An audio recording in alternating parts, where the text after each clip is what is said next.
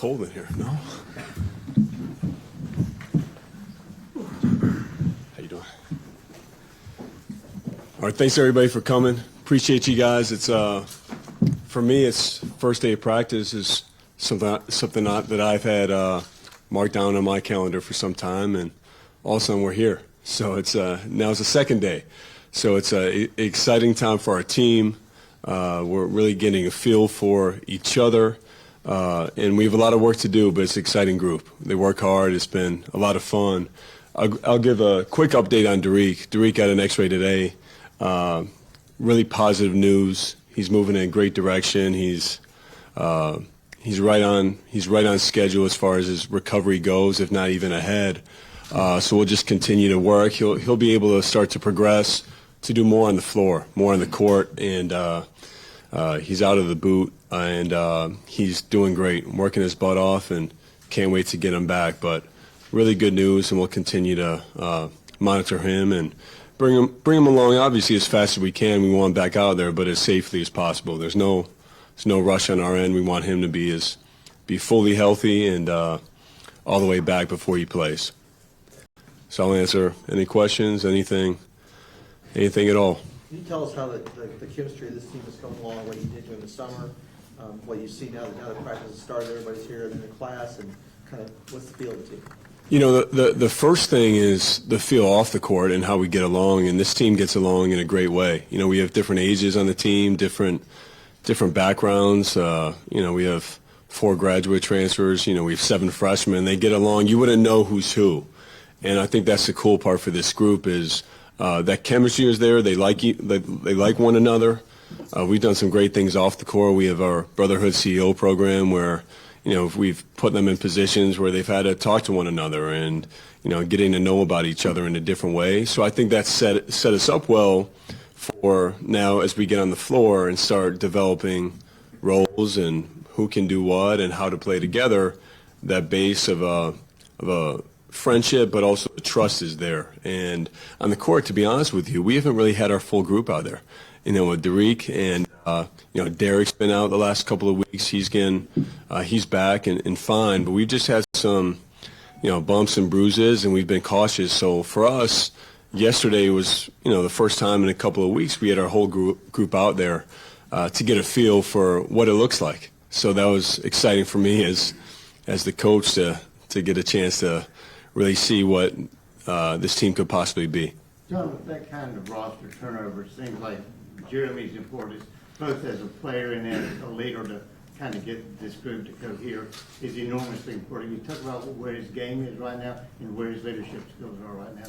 Yeah, Jeremy's in a great spot right now. You know, Jeremy, he's in a new position, not only with his role on the team and his experience from coming off the last year, but also with, like, we have a great relationship, but he's figuring out what I'm like as a head coach and the things that I'm looking for him to do.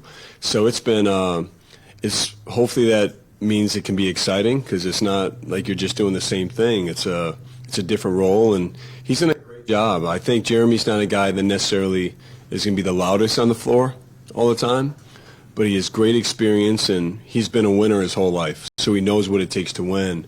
And so I'll just encourage him to follow his instincts, continue to talk, continue to lead, not just by example, but continuing to be comfortable using his voice in whatever way that means. So he's done a great job.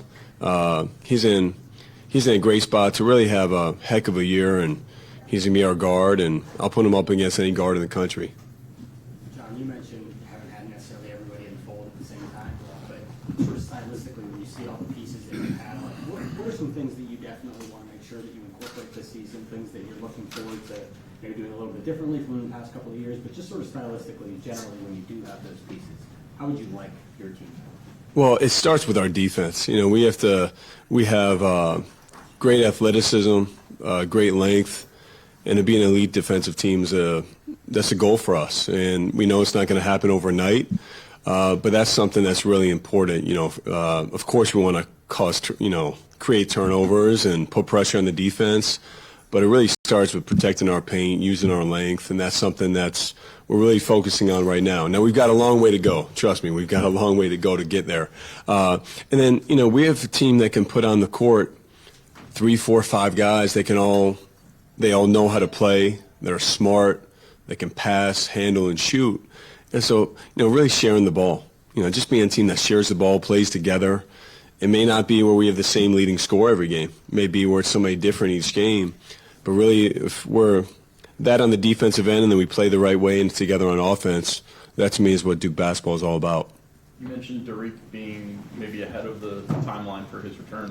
What is the timeline for his return? Do you have that picture that you can share with us? Yeah, we haven't set a timeline because we want him to just there's a few steps he has to take still in order to get there, but it's going to be sometime this fall. And when I say ahead of his timeline, I'm not saying that to put pressure on him. It means he's doing great, and I think we'll really see these next couple of weeks as he starts to get on the floor and start to put pressure on his foot a little bit more and see what it looks like. But he's in a great spot, and definitely expect him to be back sooner rather than later. Jon, last year, I know the team got to do some off-court activities. There's like the escape room and stuff like that. Are there things that this team has gotten to do off the court for bonding purposes? Yeah, we've done a good amount, and a lot of it the guys have done on their own, and then some we've done as a team collectively. One recently that had a great experience on our entire team, but we did the Wim Hof Breathing Technique, which I don't know if you guys have heard of that. And I see a couple people shaking their heads. Mostly everybody's looking at me like I'm crazy right now. But it's an actual thing, okay? And Mike Posner, it's an actual thing. If you guys are Googling, looking it up, it's an actual thing. And Mike Posner, who I went to college with, Mike and I have stayed in close touch through the years, and he got certified for Wim Hof breathing. And so look it up if you don't know what it is. But we did it with our entire team. We got around all on the court in Cameron, and it's a crazy experience. It's you.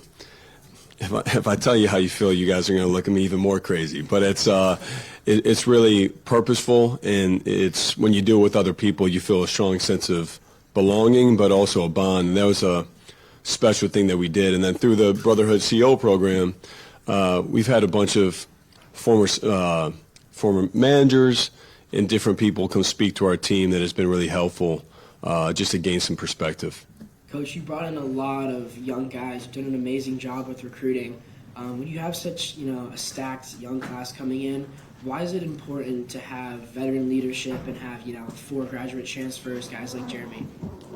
Yeah, well, with Jeremy, it's great to have him because he's a great player, and 2, the experience, like I've learned personally through my playing career, you get a better sense of what it takes when you go through it yourself and somebody else isn't telling you that this is what it's going to be like. And so for our guys, having that perspective, having a Jacob Grandison, who's been a part of championship teams at Illinois, Ryan Young, who's really battled for 4 years in the Big Ten, they bring great perspective. Just as Max Johns and Kel Ketchings in the Ivy League, they also do the same thing. So I think the balance is key. It's not about we need one of this or one of that. It's just the balance, and they've all gotten along well, and each of them in their own ways, they all feel they have a lot to learn, which we all do collectively. Like for us as a team, we're going through this for the first time and only time together, and so that's been our approach to learn together, grow together, and good things will happen.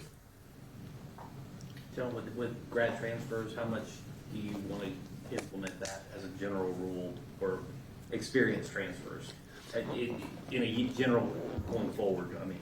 Yeah, we don't plan on that being the main way for us to continue to put our roster together, but it's been really good for us. I mean, you guys know Theo John, the importance that he had.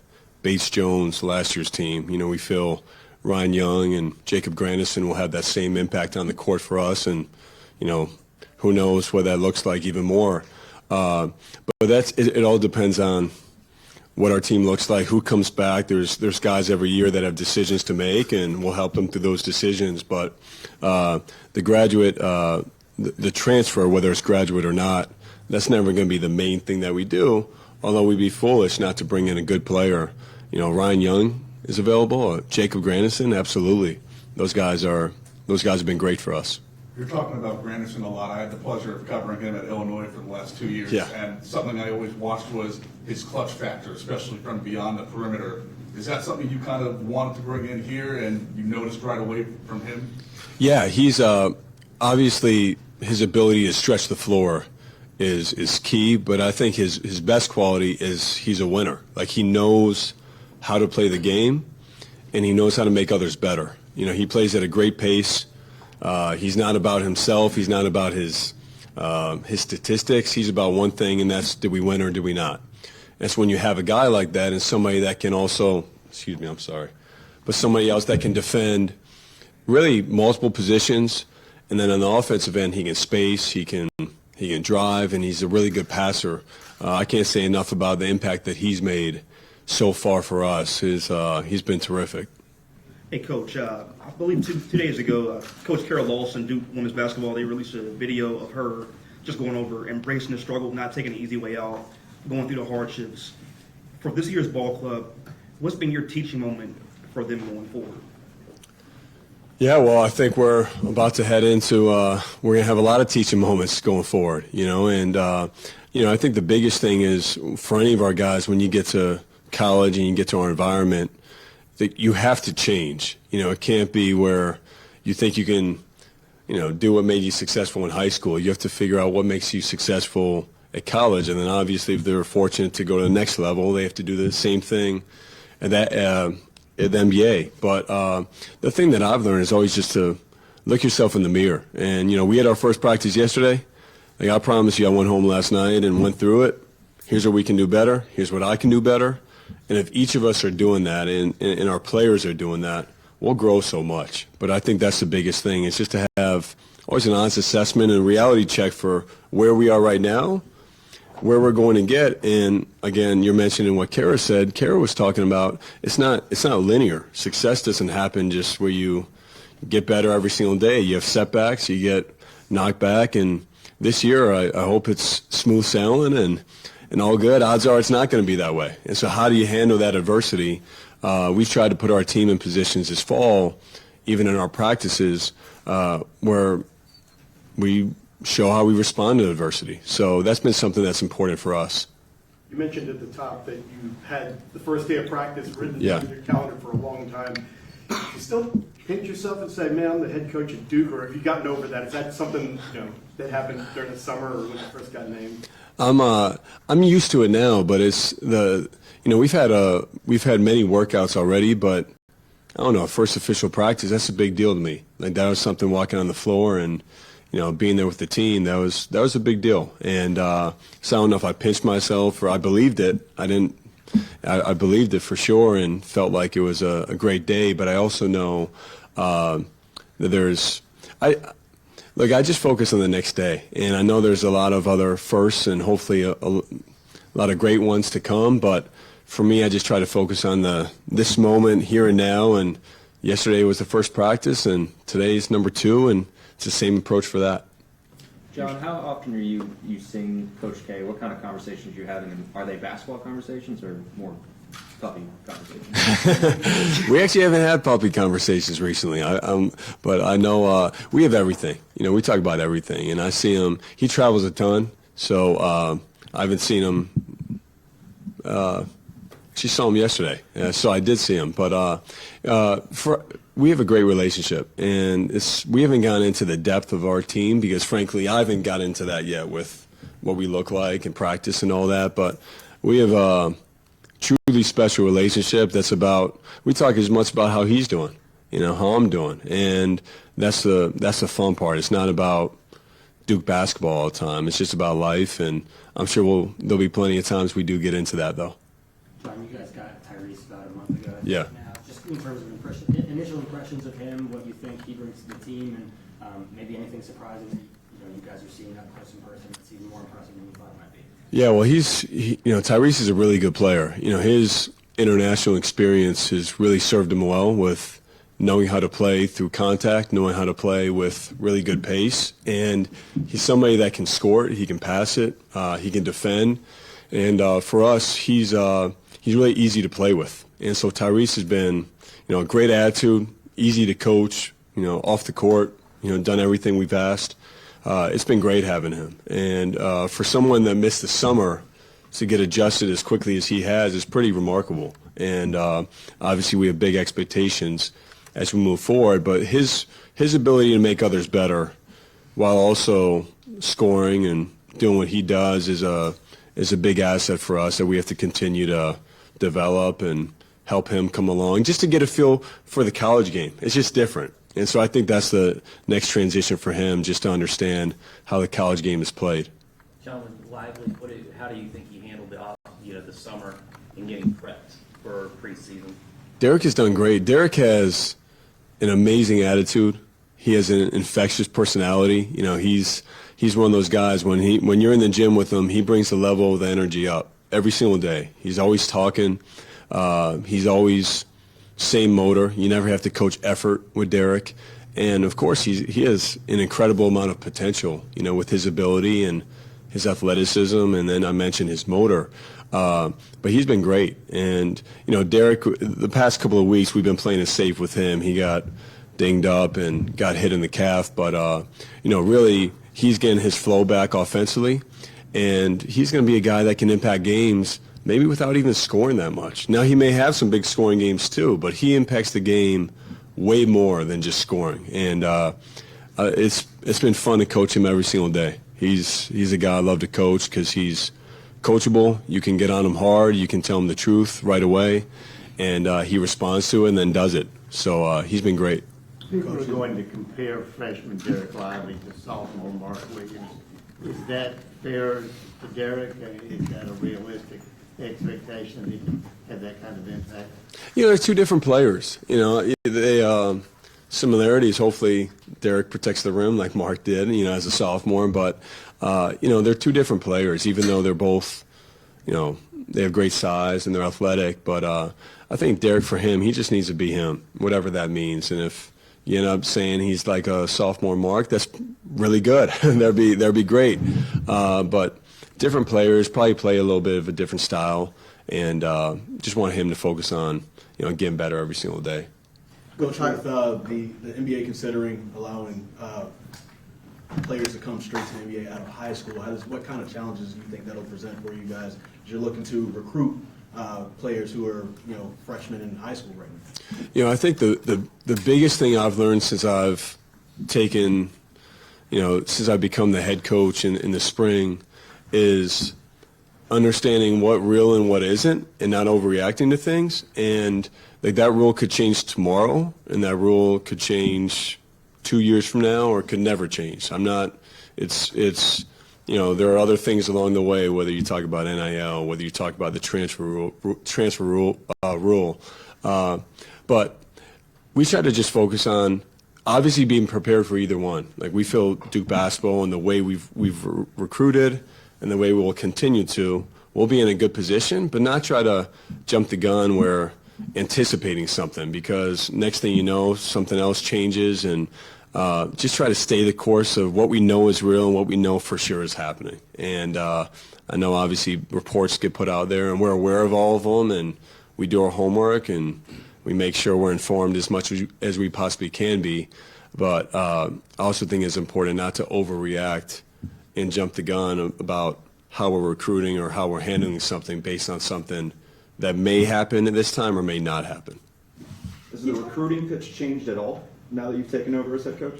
I think it definitely has changed. I think it has to change. I mean, one, you know, I'm not Coach K, so I can't say the experiences that he's had, and that's why you should come here. I think there's a different perspective that I have to offer, but what's similar is the fact that it's Duke University and it's Duke basketball. I mean, that's a huge selling point right there.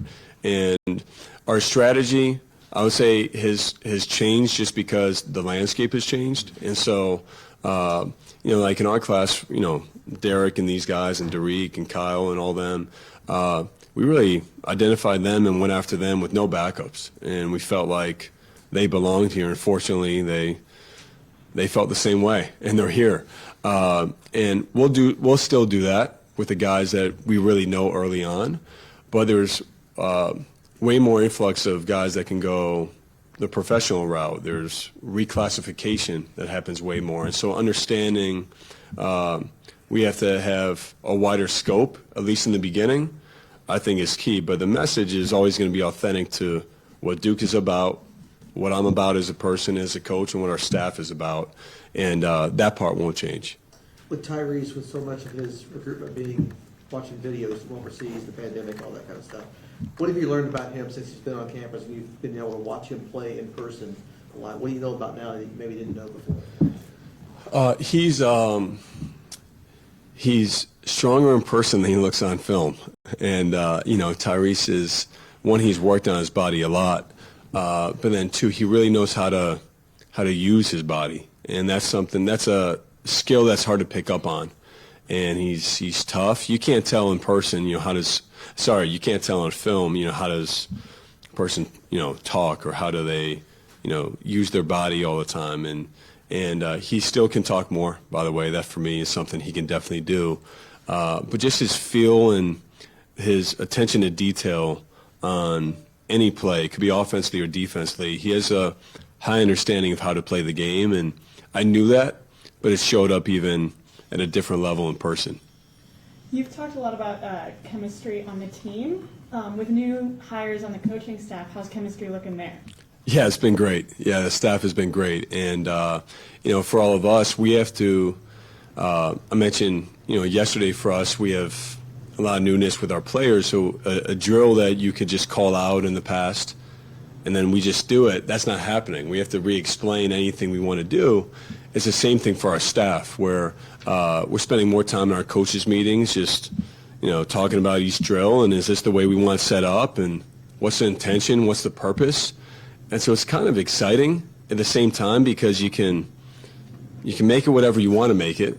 Now it's a challenge because you better make it good, and it's important. But it's been collaborative. It's been where we're pushing each other. They're pushing me, and I'll say something, and I want them to tell me if they see it differently or if there's a different way to do it. So the staff chemistry has been great. Emil is new and has amazing energy. Jay he's a great teacher. Chris is a great teacher as well, and there's just great compliments to one another, and each of them in their own ways make me better every single day. You talked about your first practice. You had a year to kind of prepare yourself for this transition. How did that time kind of prepare you for this moment now? It's funny. For me, it's really helped anticipate what's to come. But then, like, let's say for the first practice, you're not able to prepare for that a year in advance, right? And so things come at you quick. And so being able to, the year helped me really understand at a deeper level who I am, because, I've had a lot of close friends who have been head coaches before and have gone through it for the first time, and you have to really be clear about what you expect, who you are, and then stay true to that even when you're not doing as well. And that happens to all of us. And so for me, really throughout the entire year, not only was I coaching at the highest level that I could in the role, assisting Coach K, but I also realized, like, here are my non-negotiables, and as a coach, here's the things that we're going to work on. So as we start the season, like, I already knew the first 2 weeks we were doing defense. I already knew that. And so, the first 2 weeks of individual work, we did defense. And now hopefully that shows up, and that there's work to be done still. But I think that's the biggest thing the year allowed me to do, is stay true to who I am, understand what I'm looking for, and then to follow that up with action. Coach, what do you feel has been your biggest difference so far, being the head coach, in terms of your time schedule? I guess, sorry, that's it. No, I feel a little bit more popular, since last year, a little bit more.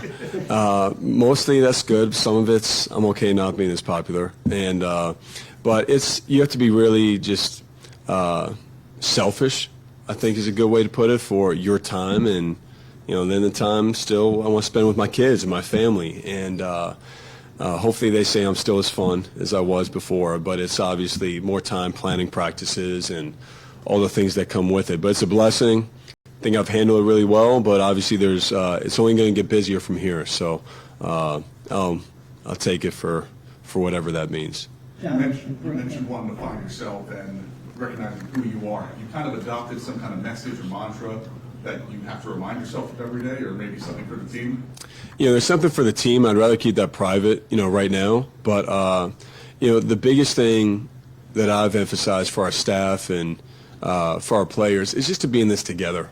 You know, there's can be a lot of noise. There can be, you know, a lot of distractions. And, you know, when we win a game, it can be the biggest deal. When we lose, it can be even a bigger deal. It's just stay in it together, believe in each other, and good things will happen. I've been fortunate in my time here. I've seen that happen a couple times where we've won the whole thing, and we've had a group that can do that. I've had a few other times where we've been right there and close, but that's been my biggest message, is to stay true to each other, and good things will happen. John, you referenced last year quite a bit. You knew you were going to be the head coach for a while. Last year, particularly towards the end of the season, was kind of a roller coaster. What kind of lessons do you take away from last year, and how do you implement that in your program going forward? I think last year is a perfect example of, you know, staying the course and staying together. You know, I mean, you had a couple of tough moments. I mean, end of the year, I mean, we lose the ACC championship game to Virginia Tech. We lose here at home. We make a run. You know, you're a play away from going to national championship game. You know, you're right there. You want to be in that position. And so, you know, we're losing to Michigan State, a few minutes to go in the second round. Texas Tech comes out and kicks us in the teeth in the first few minutes. And so just staying tough, staying together, and you never know what can happen. And so I think you look back at the years that we've won it, the years that we've been close to winning it, and there's been not just one moment in all of them, but there's been multiple moments where people have ran us off or doesn't look very good, and that's part of you can't get tougher without going through some adversity, going through some experiences. So to me, I look back at last year as a prime example of that. John, bringing your assistants to press conferences like this is unusual. Is that part of your idea to bring your staff together more, or is that something somebody else is orchestrating? I don't know if I can take full credit for that, but I will say, you know, the thing that I have learned from Coach K that I want to continue is, you know, he's always encouraged us to think like head coaches. You know, think like a head coach and operate as a head coach and pursue that. And so the more opportunities for the guys on our staff or anybody on our staff to pursue their individual aspirations, I'm all for it. Like, this has been a launching pad for a long time for many people, including myself, and I want to make sure we can continue to have that happen for those people, for our people. All right, Coach, thank you. All right, thank you all. Appreciate it. Good job.